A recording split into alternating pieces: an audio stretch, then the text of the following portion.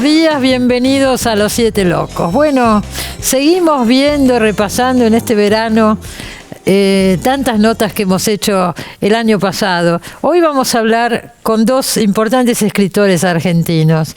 Uno de ellos con su nueva novela, Carlos Gamerro, con La jaula de los Onas. Y en la segunda parte del programa vamos a hablar con Martín Coan, en este caso por un libro de ensayo, La vanguardia permanente, dos de estos libros, dos libros que han salido en el año pasado. En el próximo bloque vamos a ver a Carlos Gamerro y en el último bloque a Martín Coan. Todo esto después de un pequeño corte y ya volvemos. No se vayan.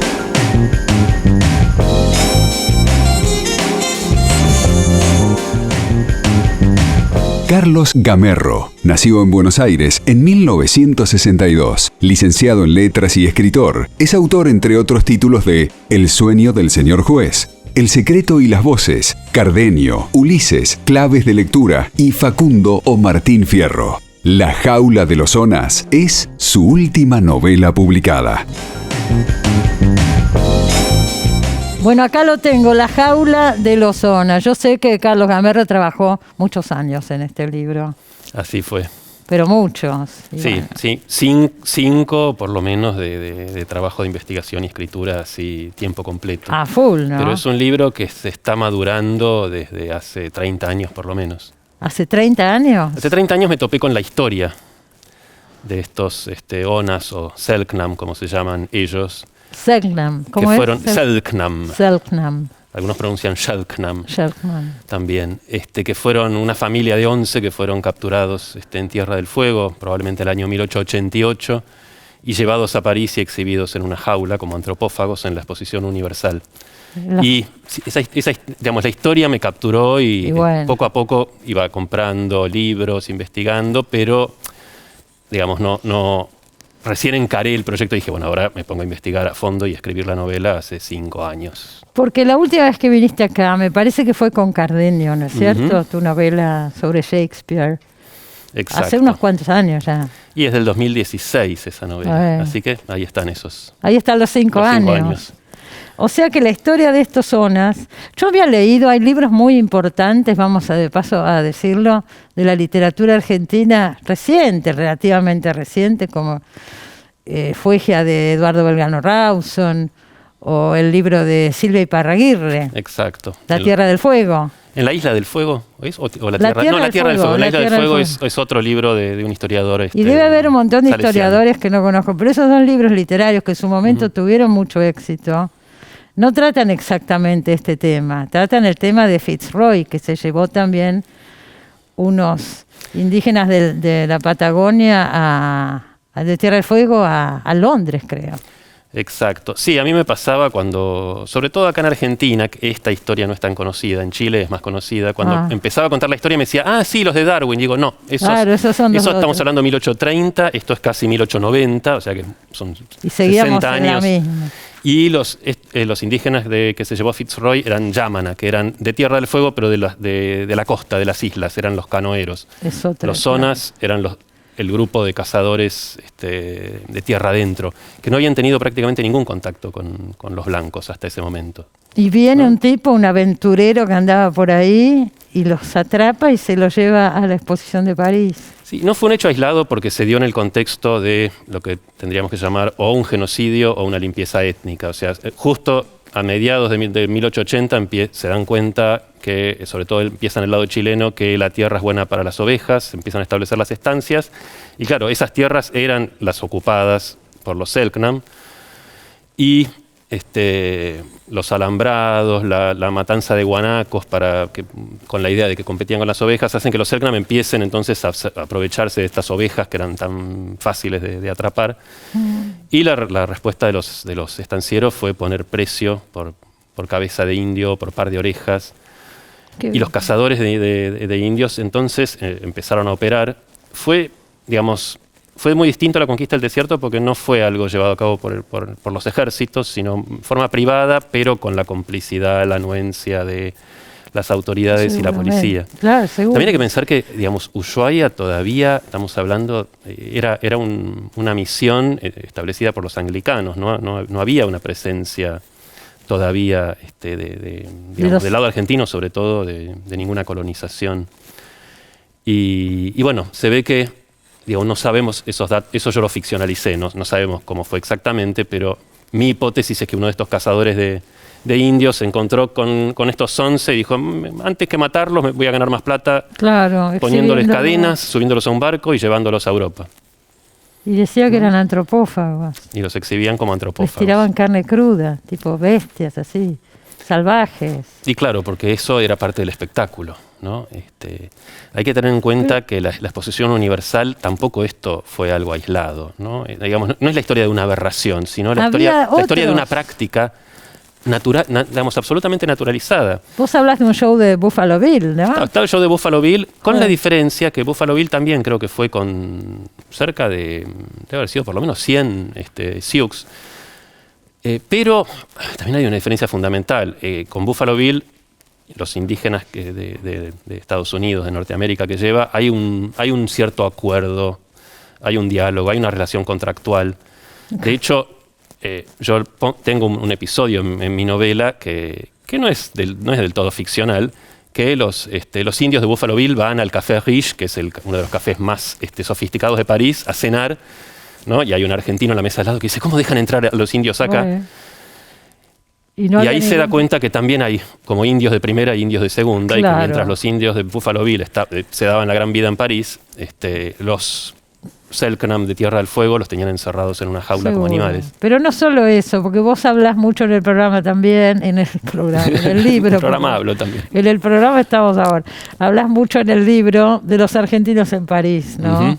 En esa época, y bueno, es una mirada, qué sé yo, mueve la risa en muchas partes. Porque ellos se indignan por este asunto de que a los yanquis les admiten cosas que a ellos los miran medio como diciendo quiero pero no puedo, una cosa por el estilo. Sí, había una palabra clave que era rastacuero, ¿no? Que se aplicaba a los sudamericanos ricos que iban a París y se las querían dar de europeos o de franceses.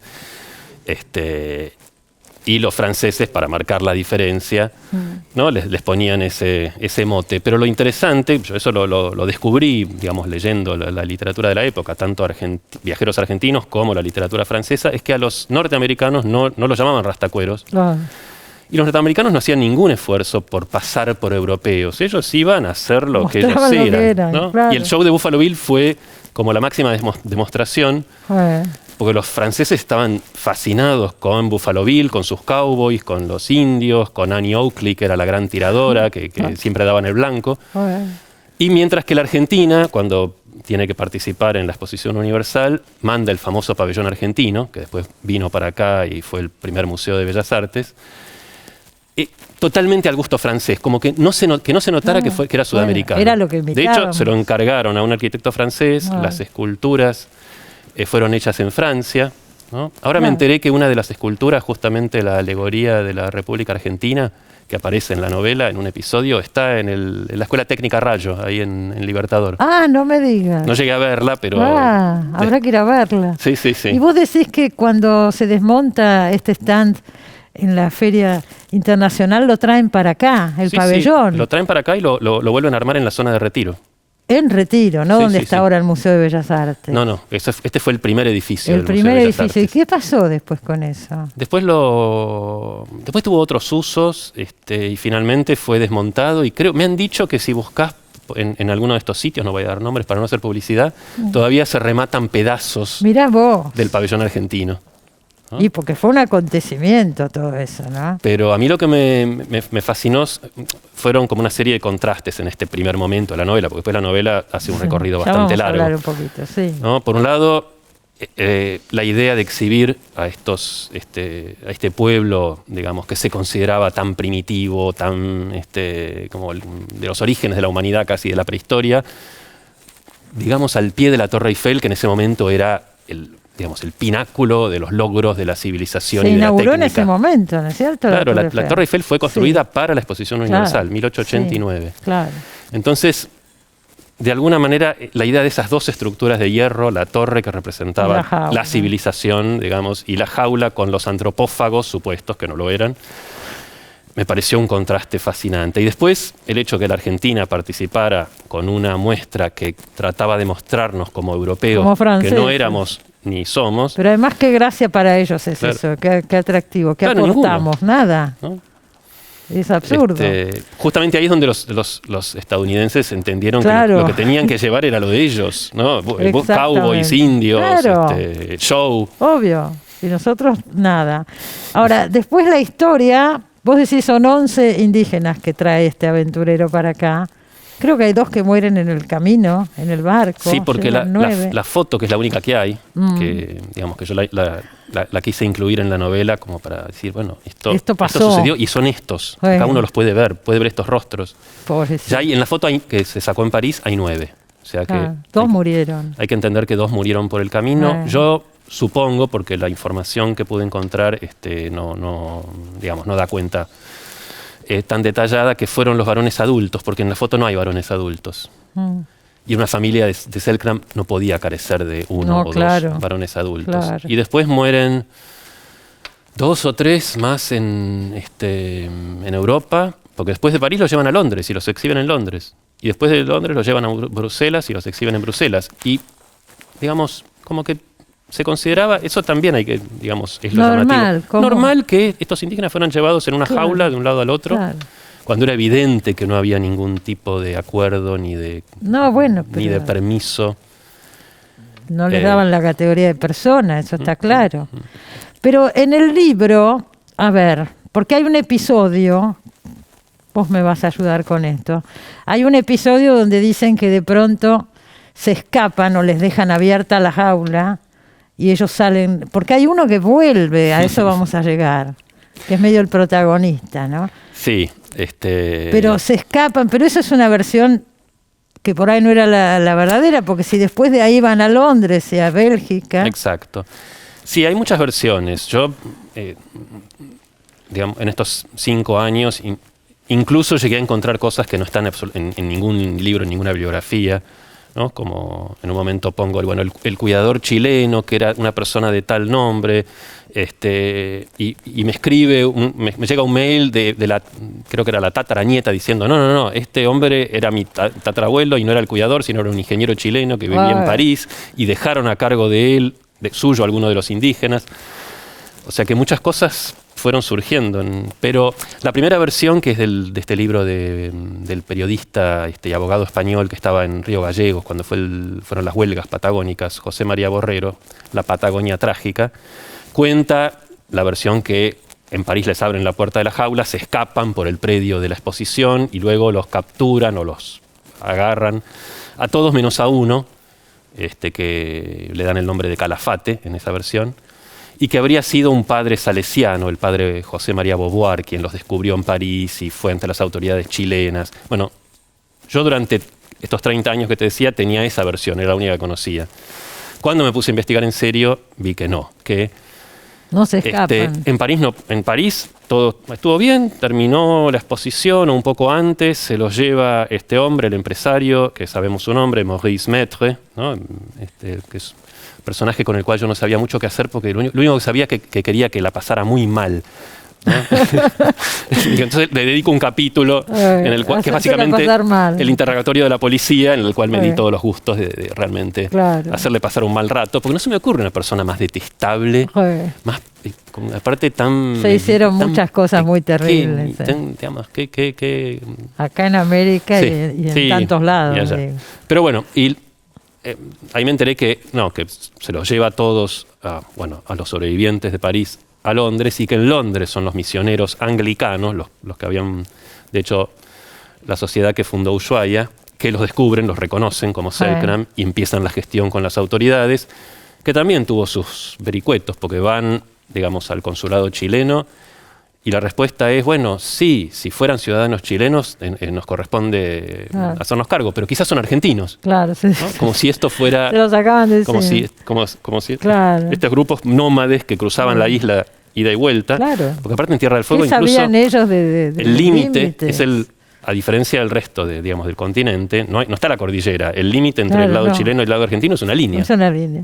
La hemos estudiado en el colegio, me acuerdo Exacto. perfecto de esa línea. ¿cómo Que se no? trazó en 1882 o 1884, Ah, esa ahí, línea. ahí, en ese momento, un poquito antes. Claro. Pero Em, entonces no, este prófugo Calafate se llama sí, el indio. que es ¿Quién? Calapacte, parecería Por ser su eso, nombre pero original. traducido, Sí, traducido al digamos. español le quedó Calafate, Calafate. Era como inevitable. La historia que vos contás acá es novelada. Calapacte se queda en Europa. Ajá. Y reaparece, esto yo lo encontré en la autobiografía inédita, todavía inédita, que me parece una pena que esté inédita, del padre de Beauvoir. Fue el Ajá. primer director de la misión salesiana de la Candelaria, que es la que está al norte de Río Grande, o sea, del lado argentino.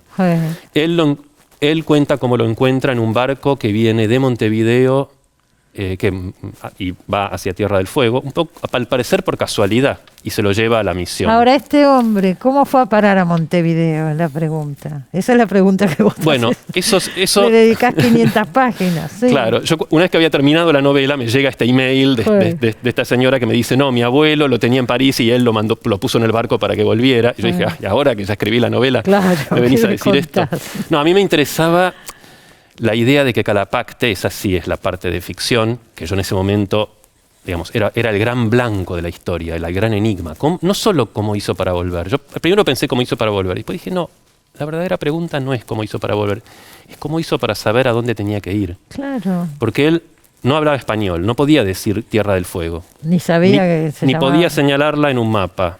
Nadie hablaba Selknam. Solo un tiempo después, Lucas Bridges, que era digamos, el hijo de Thomas Bridges, que fue un poco el director más importante de la misión de Ushuaia, aprendió el Selknam. Entonces, digamos, ¿Cómo claro, hizo? la pregunta es, ¿qué hace este hombre anclado en París para decir, bueno, descubran qué soy y de dónde vengo, y díganme a dónde ¿Para qué me lado tengo que voy? dirigir? Claro. ¿No? Y ahí empieza así una historia, una especie de odisea, Pero no en es la el cual único tema de la novela. recorre en buena parte de Europa, de Norteamérica y finalmente de Sudamérica hasta llegar a Tierra, del Fuego. Pero ahí sí hay un largo viaje. Hay un Y largo muchos viaje, incidentes. pero además pasan un montón de cosas paralelamente. Es una novela coral, podríamos decir. Hay muchas voces que aparecen. Ya digo, estos argentinos en París y muchísimos otros. Hasta hay un sainete Hay un dentro.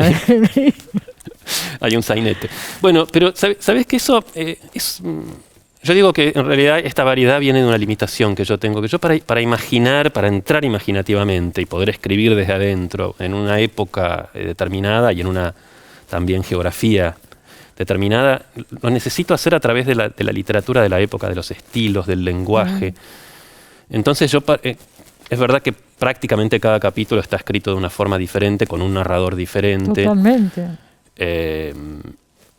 Y para cada lugar me preguntaba, ¿y cuál puede ser el estilo, la forma literaria más adecuada para este momento y este lugar? Y cuando llegan finalmente Calapacte y Karl, que es un amigo que se hace un judío alemán anarquista, que se conocen en la Torre Eiffel justamente, porque Calapacte, eso es un episodio que le tengo bastante cariño, sube a la torre para ver si desde ahí puede divisar su tierra, ¿no? Y obviamente no ve su tierra, pero se encuentra con Karl. Claro. Y él un poco se hacen amigos y emprenden juntos el viaje. Lo ayuda, ¿no? claro. Y cuando llegan a Buenos Aires yo dije, bueno, estamos en Buenos Aires a principios de siglo. ¿Cómo doy cuenta de esta realidad ya con la inmigración? ¿No? Y ahí va el sainete. Y todo lo que está pasando. Y dije, bueno, el sainete es claramente el género que se hace cargo de lo que está pasando en ese momento. No es tanto la novela, el cuento, la poesía, sino esta cosa nueva, popular, híbrida, ¿no? Babélica, que era el sainete, y con sus juegos de palabras que me parecen fascinantes. Ay, no te privás de ninguno. De hecho metí un poco de todo, no es solo es sainete en el sentido que el sainete es el género de mezcla por excelencia, pero hay un poco de grotesco criollo, un poco del circo criollo, tipo Los Podestá. Bueno, transcurre durante carnaval encima el capítulo, el momento ese del sainete, así que sí, Me divertí bastante. Te divertiste, pero hay un trabajo de investigación impresionante atrás de Uy, la esto. cantidad de sainetes que leí. Claro, me imagino. Y muchos son muy malos, pero... Y bueno, pero todo servía para el libro. Pero no sé. claro, cuando uno está buscando materiales, en este caso materiales lingüísticos, el habla de los inmigrantes, cómo habla el italiano, cómo habla el alemán, cómo habla el judío, cómo habla bueno, el turco, ¿qué te parece? ¿no? Y toda la parte de Europa también, o sea, todo. Sí, bueno, y en Estados Unidos también... Por eso digo. Porque hubo otra exposición, que fue la exposición de Chicago. Chicago. ¿No? Donde ahí interviene Franz Boas, que es uno de los padres, o el padre de la antropología moderna. Y también había toda una cuestión en aquel momento con el que sigue teniendo mucha vigencia hoy en día, con el tráfico de restos, ¿no? Se vendían partes de cuerpos y esqueletos, porque, digamos, estaba en su auge esta pseudociencia que era la antropometría, que pensaba que midiendo los huesos se podía establecer exactamente la raza y el lugar en la escala evolutiva, porque para ellos estaba totalmente fuera de duda de que había una escala biológica, pero claro, bueno, digamos, de razas superiores. Si no, es imposible que pase esto, ¿cierto? Sí, si bien es una cosa que uno sabe, una cosa es saberlo y otra cosa es verlo. Yo, digamos, tomé conciencia de que todas las ciencias del hombre en el siglo XIX tenían base racial. Sí, claro. ¿No? Y eso recién se empieza a desarmar después de la Segunda Guerra Mundial. Si bien había muchos que lo cuestionaban, Franz Boas fue uno de ellos.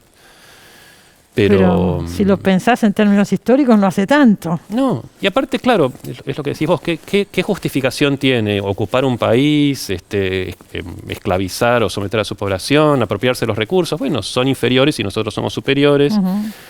La evolución de Darwin, que no tiene nada que ver con el cambio en las sociedades humanas, se aplicaba así de forma mecánica. Absoluta, ¿no? Absoluta, claro. Y justamente el mismo Darwin, en el viaje en el Beagle y en otros escritos, propone que los indígenas de Tierra del Fuego son la escala más baja, ¿no?, en la evolución humana. O sea que mismo ahí está la base de... La más baja de todas. Sí, ¿no? En un momento, cuando... ante estos cuestionamientos, que hubo el escándalo que produjo esta idea de que descendemos de los monos, ¿no?, que es una simplificación, pero bueno. Él dijo, bueno, en un momento escribe, digo, me avergonzaría menos descender de los monos que de alguno de estos salvajes fueguinos. Así no va. Y él consideraba que los Yamana, por ejemplo, que fueron los que él contactó, con los Selknam tuvo como un contacto mucho más esporádico. Dice, bueno, son tan primitivos que su lengua no debe consistir de más de 100 vocablos. Estamos hablando de una de las grandes mentes de la historia de la humanidad, o sea, un genio. Claro, pero era una manera de pensar. Estaban instalados. Después Thomas Bridges, cuando compila un diccionario de Yamana inglés, creo que paró cuando iba por los 35.000 vocablos. Obviamente no hay lenguas primitivas, todas las lenguas son igualmente sofisticadas y complejas y tienen el mismo nivel de desarrollo intelectual. Pero eso son ideas que en el siglo XIX parecían extrañas, ¿no? ¿Viajaste a la Tierra del Fuego? Sí, viajé mucho a la Tierra del Fuego, la recorrí toda. Siempre me gustó mucho la Patagonia bueno, gran trabajo, 5 años de trabajo. Quería escribir una novela decimonónica, una novela patagónica, una novela de aventuras. Dije, bueno, me doy todos los gustos. Y la parte que hiciste en pandemia, qué maravilloso un proyecto así para tener que encerrarse, digo.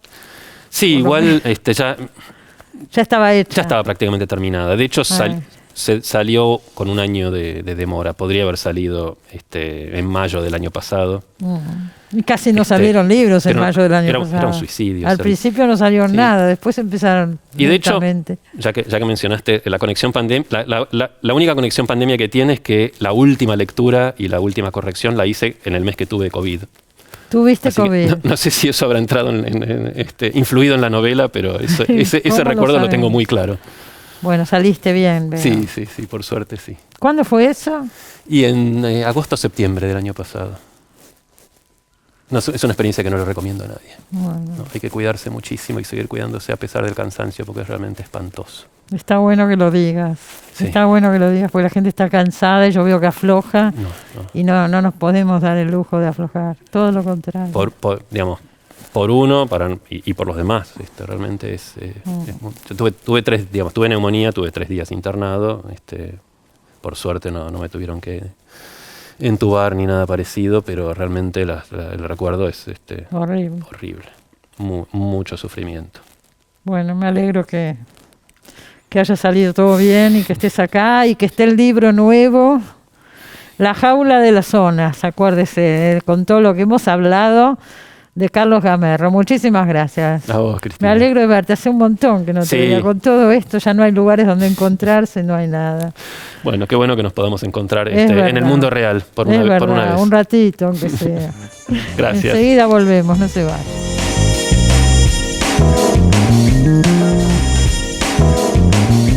Bueno, acá tengo La vanguardia permanente. Nuevo libro de Martín Coan, y también tenemos, por supuesto, a Martín Coan, que sigue, como siempre, con la bandera de Boca, veo, Martín. Sí, el ritual de esta casa es que se cuelga la bandera cuando Boca sale campeón, y Boca salió campeón 2 veces ya seguidas, así que la bandera permanece ahí. Y bueno, todo el año pasado, que estuviste varias veces acá en el programa, porque primero salió Me Acuerdo, después salió Confesión, estaba la bandera de Boca, o sea que ya va a ser casi un año que estamos con la bandera de Boca, ¿o no? Es que así son los hechos. Cristina salió campeón en marzo, le ganó el campeonato a River en la última fecha y volvió a salir campeón a comienzos de este año. Yo no hago más que testimoniar lo que ocurre. Bueno, muy bien, y en el programa aparte nos traes estos elementos que no son los que aparecen habitualmente. Así que bienvenido, Martín. Bueno, cada uno tiene su casa y la casa de cada cual es como es. Así es. Si el Zoom nos permite saber, estuvo la semana pasada Alan Pauls en el programa y en su nueva novela habla de eso, de lo que uno ve del otro en el Zoom, por la escenografía que aparece atrás. Hay muchos datos. Absolutamente. Hay muchos datos. Absolutamente. Yo además doy, imagínate, cantidad de clases, en algunas con gran cantidad de alumnos conectados en sucesivas pantallas, y por más discreción que le ponga uno al asunto, un poquito pispeás. Y sí, es inevitable, ¿no es cierto? Porque es información que uno recibe. Sí, aparte es difícil mirar la cara y no mirar el entorno. Obvio. Va lo uno con lo otro. Y bueno, yo como estoy acá tengo el mismo entorno de siempre, nadie puede pispear nada. Bueno, estoy impresionadísima porque algunos autores han sacado 2 libros el año pasado, 3 libros, me acuerdo que Guillermo Sacomano sacó 3 libros el año pasado. Martín Coan 2 libros y ahora otro nuevo, un libro de ensayos, La vanguardia permanente. Debo decir que todos estos libros son de un rigor como si hubiera dedicado 3 años a cada uno de ellos. O sea, lo que me hace pensar que con la pandemia estás trabajando más que antes, Martín. Se ve que sí, bueno, ojalá que los libros trasunten eso y no precipitación, porque no fueron hechos, ninguno de esos libros fueron hechos sin el tiempo que la elaboración del libro, de cada libro requiere, y en particular un ensayo como el de La vanguardia permanente, cuando hay tanto ya escrito y tanto ya analizado, requirió mucha preparación, mucha lectura, pero bueno, se ve que hay tiempo, la docencia supone una carga de trabajo muy grande, y el esfuerzo en el traspaso de la docencia al formato del Zoom supuso y sigue suponiendo una carga de exigencia especialmente grande para nosotros, para los docentes, pero la docencia muchas veces funciona también. Yo enseño teoría literaria en la universidad y funciona muchas veces como un laboratorio donde uno va pensando, planteando y discutiendo cosas, y es un espacio muy estimulante también, así que evidentemente los tiempos dan. Evidentemente sí. Ahora, yo pensaba mientras leía el libro, ¿por qué? Vos decías recién, hay tanto escrito sobre la vanguardia. ¿Por qué elegiste el tema de las vanguardias? Eso por un lado. ¿Y por qué decís permanente, la vanguardia permanente? Mira, el proyecto del libro surgió, la idea es muy buena, por lo tanto no es mía, surgió a partir de algunas inquietudes de Ana Ojeda, editora en País 12, que tuvo la generosidad de comentármelas, y a partir de ahí surgió la idea de en el contexto del centenario, de que se van cumpliendo centenarios de las vanguardias, encarar un trabajo así. Y la idea del título y de retomar una formulación que aparece en un momento en el libro de la vanguardia permanente, con la resonancia de la formulación de la revolución permanente, apuntaba a uno de los núcleos que se problematizan o que se revisan en el libro, que es el dilema que supone volver sobre la cuestión de lo nuevo, volver a plantearse las posibilidades o las imposibilidades de lo nuevo, cuando los gestos más radicalizados de ruptura y de innovación estética son ya una tradición. Claro. En el sentido que ya hablamos de vanguardias clásicas, cuando la vanguardia, la irrupción de lo nuevo, tiene ya su clasicidad, cuando hay ya una tradición de lo nuevo, ¿cómo se puede pensar o cómo se puede volver a lo nuevo? Ahí está. Hay un montón de temas que se tratan en el libro, obviamente no vamos a poder acá tratar todos, pero yo elegí algunos ejes como para charlar un poco. Una cosa que decís que es llamativa es que cuando surgen las vanguardias clásicas en Europa, simultáneamente acá en la Argentina estamos en pleno periodo de Lugones, de Rojas, de Gálvez, o sea, de la búsqueda de una tradición nacional, que sería la tradición el opuesto a las vanguardias, ¿no? Absolutamente, y ese desfasaje trae consecuencias interesantes en cuanto a que reformula un mapa de situación. Efectivamente, los años de ebullición de rupturas vanguardistas, no solo en las literaturas europeas, digo, no ya en términos de una conceptualización de centro-periferia para el caso, sino incluso tomando como referencia el caso de otros países de América Latina y de otras literaturas latinoamericanas, lo que estaba pasando en esos años con la poesía en Chile, lo que estaba pasando con el estridentismo en México, el movimiento de antropofagia en Brasil. Si uno toma esas referencias como correlato comparativo, efectivamente la modulación de la literatura argentina en esos años fue, digamos, de un impulso de innovación discreta o modesta, esa especie de paradoja de la vanguardia moderada, que trabajó en más de un caso Beatriz Arlo y que yo retomo, esa especie de oxímoron que supondría decir una vanguardia moderada, tironeada entre el clima de lo nuevo y efectivamente años en los que el movimiento era mucho más, la literatura argentina, orientado a establecer o afincar una tradición, más que a descalabrarla y apuntar a la desestabilización de lo nuevo. Y ya el hecho de que la revista del grupo asociado con estas módicas innovaciones se llamara Martín Fierro, ya da una señal al respecto. Y eso tiene sus consecuencias, porque cuando a partir de los años 50 o 60 en distintas literaturas reaparezca o se pretenda volver a las vanguardias o se plantee la cuestión de las neovanguardias y eso tenga el peso o la sombra de la presidencia de vanguardias fuertes, cómo hacer neovanguardia o cómo volver a lo nuevo cuando lo nuevo ya ocurrió, tiene en el caso de la literatura argentina esta dinámica, si se quiere, más singular o más específica, que es que esas formulaciones en los años 60, para el caso, no tienen exactamente esa misma clase de peso de tener una tradición de vanguardia. Claro. Porque el momento ese había quedado vacante. Cuando hablas de la vanguardia moderada, es todo el periodo del Grupo de Florida, que está, claro, la revista le ponen el nombre Martín Fierro. Ahí habría como una contradicción tremenda. Martín Fierro remitía a Lugones, ¿no es cierto? Y al payador y a todo lo demás. Exactamente. Y cuando uno revisa los manifiestos de Martín Fierristas, cosa que hago en el libro, efectivamente hay una formulación, una sintonía con el espíritu moderno de lo nuevo muy relativa respecto de un gesto correlativo de afianzar un criollismo y una tradición, claro, en un escenario donde en todo caso Oliverio Girondo es el que suele quedar recortado como un escritor de mayor disposición a una literatura más de experimentación, pero incluso en el caso de Oliverio Girondo, el texto de mayor radicalidad experimental de Oliverio Girondo, que es En la más médula, no se inscribe en esa coyuntura de los años 20. Con lo cual, digamos, efectivamente el periodo de lo que llamamos vanguardias clásicas, aún en una figura como Girondo, ofrece en la literatura argentina una modulación, como decimos, más bien tibia, ¿no? Lo cual para las vanguardias es siempre una paradoja, la tibieza. Vos decís en tu libro, Martín, que el momento que acá en la Argentina se dio realmente un movimiento de vanguardia es en los años 60 con el Instituto Di Tella. Ahí hay algo que me parece que efectivamente aparece en otras culturas, en otros campos artísticos, en otras literaturas, la vuelta al surrealismo, la aparición del pop, del arte pop, efectivamente hay un campo de discusiones ahí de esta segunda vuelta de vanguardia. Ahora me sale decir segunda ola, pero porque estamos todos las metáforas nos salen todas en clave de COVID.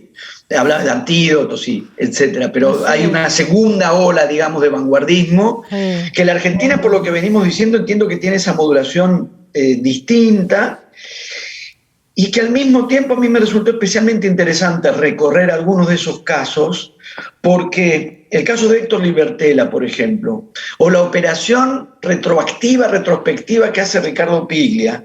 O sea, en los 60 no aparece una reactivación sin más de las vanguardias, porque evidentemente no cabe hacer algo así como una reactivación sin más de algo que se ofrece o se presenta como una irrupción de lo nuevo. ¿Cómo podría volverse a una irrupción de lo nuevo? No sería una irrupción y no sería exactamente lo nuevo. La manera en que Libertela, por ejemplo, retoma el imaginario de la metafórica militar, que ya está por lo pronto en la palabra vanguardia, pero lo reformula y lo reescribe y lo repiensa y pasa a hablar de figuraciones como la del caballo de Troya, figuraciones como la de un movimiento de retaguardia, o sea, variaciones sobre la tradición de vanguardia para realmente hacer algo más que la pretensión que habría sido ingenua de restablecerlas o de reactivarlas. Más bien reformulan un imaginario. En Libertela es extraordinario todo lo que aparece ahí. Y lo que hace Piglia con ese seminario, el de las tres vanguardias. Exacto, que todos años después está en la cadencia. Yo lo cursé como estudiante en el año 90, donde Piglia define esas tres vanguardias, Saer, Puig y Walsh, pero fíjate que no es una intervención que Piglia haga contemporáneamente, no es una intervención que Piglia haga en esos mismos años 60. Desde los 90 hace una lectura, digamos, inscribe un gesto vanguardista de manera retroactiva. Digamos, desde el futuro le inventa un futuro a ese pasado, un gesto de novedad a ese pasado. Entonces explica, hay un imaginarios distintos ya no diría meramente de vanguardia, sino las posibilidades de que resuenen las vanguardias cuando las vanguardias como tales ya no son posibles. ¿Y cómo ubicás a la agrega Aira también? No, pero antes de llegar a Aira te quería hablar de Cortázar, porque le dedicás bastante espacio a Cortázar y ponés bastante en duda su rol como una figura de vanguardia. Exacto, me parece que era un momento muy necesario para desplegar esta discusión exactamente. ¿Dónde y cómo habría una vuelta, una recapitulación de la gestualidad de vanguardia? Y dónde hay podría haber una reformulación de los parámetros de la vanguardia con todos los dilemas y las dificultades que se ofrecen, que son ni más ni menos que esas. ¿Cómo producir lo nuevo cuando lo nuevo ya es tradición? ¿Cómo producir de nuevo lo nuevo cuando, por definición, si algo viene de nuevo ya no es nuevo? Entonces, efectivamente, son los años 60 fundamentalmente, los 60 y comienzos de los 70, que como bien decías, además de esa contemporaneidad con el Instituto Di Tella, la sintonía que Libertela, por ejemplo, tiene desde la literatura con algunas de las experimentaciones que están ocurriendo en el Instituto Di Tella, y en el caso de Cortázar, en todo caso, abrir esa discusión de lo que podría pensarse como una recapitulación del surrealismo, cuando el surrealismo, en lo que pudo haber tenido de disruptivo, ya no necesariamente era disruptivo, ¿no? Oíme, Martín, recién no nombrabas a César Aira. ¿También se podría hablar de César Aira como una vanguardia? Con todas estas consideraciones que estamos haciendo, ¿no? Sobre la base de que, insisto, decirla o suponer que es la vanguardia de nuevo ahí, o que tenemos otra vez ahí a la vanguardia, sería un contrasentido en cuanto a que sería un gesto finalmente conservador, que es esa la discusión con Cortázar, ya en los años 60. Traer de nuevo la vanguardia como tal, en verdad no sería un gesto de convocar una tradición, no lo nuevo. Ahí donde se da esta situación, la vanguardia ya es una tradición. Lo que fue nuevo ya tiene su clasicidad. Traer de nuevo las vanguardias, ¿qué sería? ¿Un gesto de actualización de lo nuevo o de una tradición? Mientras que Aira, como en los otros casos, lo que hace es maniobrar desde esa imposibilidad, maniobrar desde la derrota de las vanguardias clásicas, pero en lugar de clausurar esa instancia, de meramente clausurarla y solamente, ¿cómo decir?, expedir una partida de defunción, lo que hacen es elaborar y apuntar a variaciones de lo que Damián Tabarovsky llamó fantasmas de la vanguardia. Cierto. Si la vanguardia efectivamente fue fagocitada, neutralizada, asimilada, vuelve como fantasma, vuelve como algo que es al mismo tiempo una imposibilidad y una posibilidad. O, ¿qué se puede hacer con esa imposibilidad? Entonces, Aira, que además ha dedicado varios textos de ensayo sobre las vanguardias, hace también una serie de reformulaciones extraordinarias sobre la vanguardia, para no ser un repetidor sin más, lejos está de serlo, y haber logrado producir en la literatura argentina algo nuevo y un efecto de desestabilización y de desconcierto en presente. No está citando la gestualidad del desconcierto, está produciendo un desconcierto. Lo produjo. Bueno, ya que lo nombramos a Aira, quiero decir que todavía no lo dijimos acá en el programa, ganó un premio muy importante hace muy poquito, el premio Fermentor, que algunos pocos argentinos habían ganado, entre ellos Piglia, Borges, y creo que Alberto Mangel también hace unos años, ¿no? Sí. Por la totalidad de la obra. Un personaje como Aira tan polémico y con mucho reconocimiento internacional. Acordate el artículo que sacó Patti Smith en el New York Times, hablando de Aira. Sí. Y cuando se habla del Nobel para un argentino, el único que nombran es a Aira en los últimos años. Ojalá lo gane y celebro que haya ganado también el Fermentor. Cuando obtuvo el premio Manuel Rojas en Chile, Aira hace un gran discurso sobre la amenaza, no sé si es la palabra suya, probablemente sea mía, pero la idea era más o menos esta, la amenaza que supone para un escritor esa instancia en la que se empieza a estabilizar el prestigio y se empiezan a estabilizar los homenajes. Y la manera en que él mismo se planteaba la necesidad de sustraerse y de desbaratar esa estabilización de prestigio y homenajes. Yo admiro muchísimo la literatura de Aira y además aprecio muchísimo ese juego de sustracciones y de antisolemnidades que él activa en su figura de escritor. Así que leí con muchísimo entusiasmo ese discurso de resistencia al lugar del homenajeado, al lugar del ya consagrado.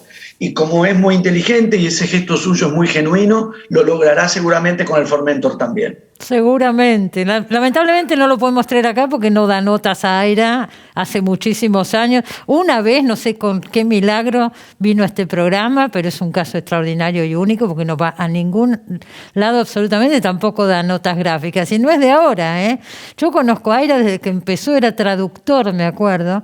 Sacó su primera novela y tampoco vino al programa. O sea, no quiere notas, es un personaje totalmente misterioso en ese sentido, pero lo felicitamos desde acá. Y a vos, Martín, quiero decirte que la última parte del libro la dedicás a pensar en qué modificó, si es que modificó en algo la literatura, la irrupción de nuevos soportes, etcétera. Llegás a la conclusión de que en la literatura no hubo modificaciones sustanciales. Mira, yo trato de no ser concluyente porque formamos parte de ese proceso y todas esas innovaciones están transcurriendo, y es algo que suelo plantear en las clases. El otro día, hace unos días, en una clase en la que estábamos viendo estas cuestiones de arte y tecnología, creo que a propósito de Bertolt Brecht, aproveché para volver sobre esta cuestión porque Brecht o Benjamin teorizaron estas cuestiones en los años 30 con las transformaciones tecnológicas y su impacto sobre el arte en esos años, y como estamos atravesando otro periodo de fuertísimas transformaciones tecnológicas, me parece que va de suyo la pregunta, ¿hasta qué punto produjeron efectivamente transformaciones? Quiero decir, por tomar la referencia máxima en la literatura, la creación de la imprenta, hace muchísimo, hizo posible un nuevo género en la literatura, la novela. Sin la reproductibilidad tecnológica del sistema de la imprenta, el género novela no habría podido existir.